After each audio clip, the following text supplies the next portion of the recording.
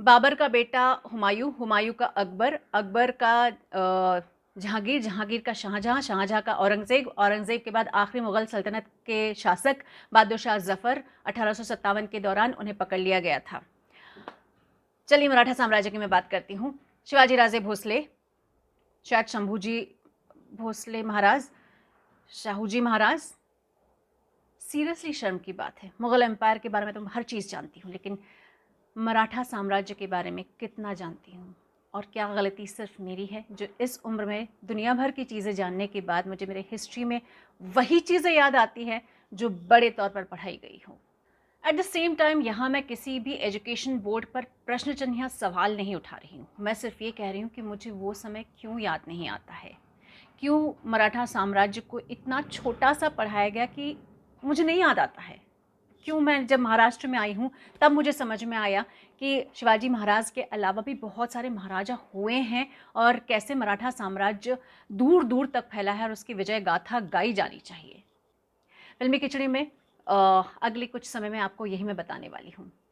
Friends, Shivaji Raje Bhosale की जयंती है तो ये बताना चाहती हूँ कि एजुकेशन सिस्टम, जब मैं एमपी बोर्ड में पढ़ रही थी, मैंने मुगल साम्राज्य के बारे में बहुत सारी चीज़ें पढ़ी, जबकि मराठा साम्राज्य की इतनी सी चीज़ें पढ़ी हैं, जिसमें ये बताया गया था कि कैसे जीजाबाई ने शिवाजी राजे को अच्छे से ग्रूम किया, बहुत अच्छे से पढ़ाया, वीरता सिखाई, लेकिन उनका साम्राज्य कहाँ कहाँ तक गया वो मुझे उस समय की कॉमिक बुक्स में मालूम पड़ता था।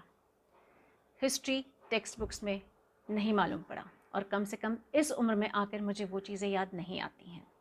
तो गलती किसकी है? एजुकेशन सिस्टम की है। शायद हाँ, शायद ना।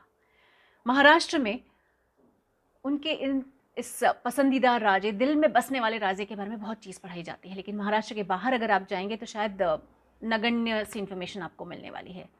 फ्रेंड्स, एक इन्फॉर्मेशन मेरे पास ये भी है कि आने वाले समय में जब एजुकेशन सिस्टम और नई एजुकेशन पॉलिसी को लागू किया जा रहा है, उस समय एनसीईआरटी को बोला गया है कि हिस्ट्री को रीराइट किया जाए, कई ऐसे लोगों को अपनी हिस्ट्री में इंक्लूड किया जाए जिसके बारे में कोई बोलता नहीं है, बताया नहीं जाता है। लेकिन एनसीईआरटी और इस एजुकेशन सिस्टम और एजुकेशन पॉलिसी की एक छोटी सी बात ये भी है कि स्टेट बोर्ड्स इससे अलग रहेंगे।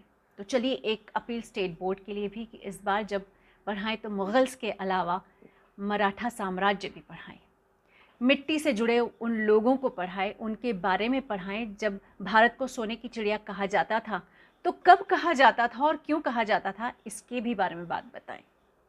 फ्रेंड्स, ऐसे में तो मैं बोलूँगी धन्यवाद उन एक्टर्स का, उन फिल्म्स का, उन सीरियल्स का जिन्होंने शिवाजी राजे भोसले के बारे में लोगों को थोड़ा तो अवगत किया।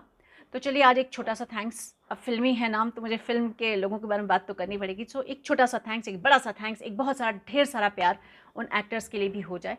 नाम है शरद केलकर, महेश मांजरेकर, सूर्यकांत, अमोल कोल्हे, पारस अरोड़ा, नसीरुद्दीन शाह, इन्होंने भारत एक खोज के दौरान ये रोल प्ले किया था। और साथ ही लास्ट ईयर जब मैं तान्हाजी के इंटरव्यू के दौरान अजय देवगन से मिली थी तब उन्होंने कहा था कि आने वाले दिनों में वो एक बायोपिक बनाने वाले हैं जिसमें कि रितेश देशमुख को सबसे ज़्यादा कंसिडर किया जा रहा है।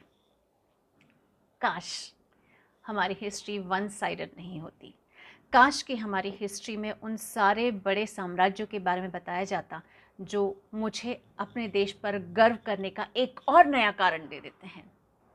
फ्रेंड्स, आपको क्या लगता है मुझे ज़रा लिख कर बताइएगा, और अगर आपको मेरे ये थॉट्स पसंद आए हों तो इसे शेयर ज़रूर कीजिएगा। जय हिंद।